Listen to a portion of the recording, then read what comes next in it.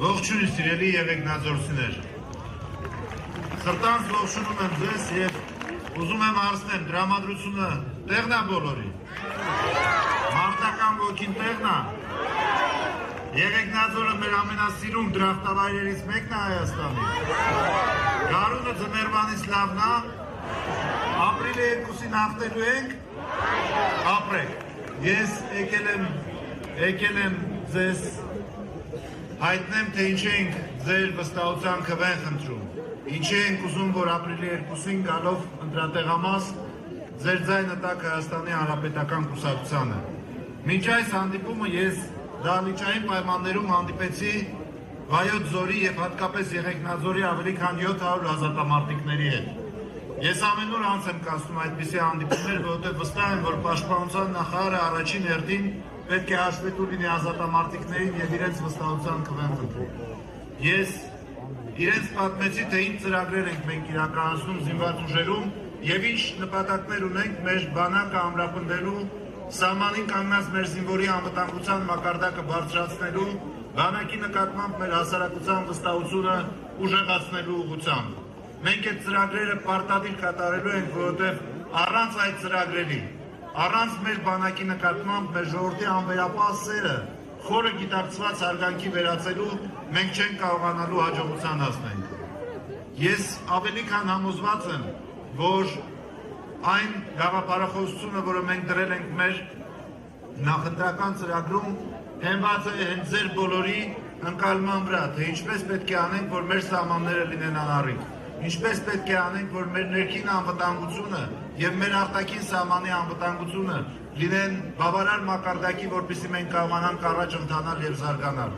Այսօր էլ զինված ուժերը մեր տնտեսության մեջ բավականին լուրջ դերակատար են։ Մենք խոշորագույն գործատուներից մեկն ենք։ Ինչպես անենք, որ պայմանագրային ծառայություն անցնող մեր քաղաքացիները լինեն ավելի ապահովված և կարողանան անվերապահ նվիրվել իրենց սիրված գործին։ Ես ուզում եմ, որ դուք վստահ լինեք, որ չնայած նրան, որ մենք ունենք շատ լուրջ մարտահրավերներ անվտանգության ուղղությամբ, չնայած մենք ունենք շատ առումներով անկանխատեսելի հակառակորդ, մեր զինված ուժերը ավելի քան մարտունակ են և պատրաստ կատարելու իրենց առջև դրված բոլոր խնդիրները։ Ես պետք է ձեզ ընդամենը խնդրեմ, որ ապրիլի 2-ին գալով ընտրատեղամաս դուք հիշեք, որ բացի այն բոլոր հաճելի և խոստումնալից գաղափարներից, որ դուք կհնչեք, կլսեք այս քարոզարշավի ընթացքում, առաջին հերթին դուք քվե եք տալի մեր երկրի անվտանգության և պաշտպանության համակարգի համար պատասխանատու քաղաքական ուժի։ Դուք պետք է հասկանաք, թե այսօր ձեր քվեն խնդրող, ձեր քվեի համար պայքարող քաղաքական ուժերի մեջ որն է, որ ամենալավն է պատկերացնում զինված ուժերի վիճակը, սահմանային խնդիրները, սահմանամերձ գյուղերի խնդիրները։ Հենց տեղից ես այսօր մեկնելու եմ այս մարզի շատ մեծ համբավ, մեծ հարգանք վայելող ողջ երկրում Խաչիկ գյուղը, որը կանգնած է անմիջապես սահմանին և դեմ առ դեմ ամեն օր կատարում է մեր սահմանի պահպանության խնդիրները։ Մենք Հայաստանում մի քանի տասնյակ նման գյուղեր ունենք։ Մենք իրականացրել ենք և շարունակելու ենք իրականացնել այդ գյուղերի համար հատուկ քաղաքականություն, հատուկ արտոնություններով թե կոմունալ ծախսերի, թե հարկային օրենսդրության և թե այնտեղ ներդրումներ ներգրավելու առումով։ Մենք վստահ ենք, որ դա օգնելու է մեր պաշտպանունակությանը, մեր անվտանգության մակարդակի բարձրացմանը։ Ես ուզում եմ, որ դուք ձեր քվեն տաք մեզ վստահելով,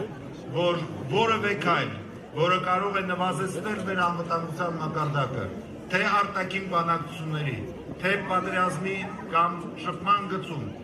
Հայաստանի Հանրապետական կուսակցությունը երբեք թույլ չի տա։ Մի պարզ պատճառով, որովհետև մեր կուսակցությունը կանգնած է ամուր հիմքերի վրա, որոնք մեր ազգային գաղափարախոսությունն առանցքում ընկած Գարեգին Նժդեհի ուսմունքն է և այն ճանապարհը, որ անցել է մեր դպրոցը, մեր կուսակցությունը այս երկար տարիների ընթացքում։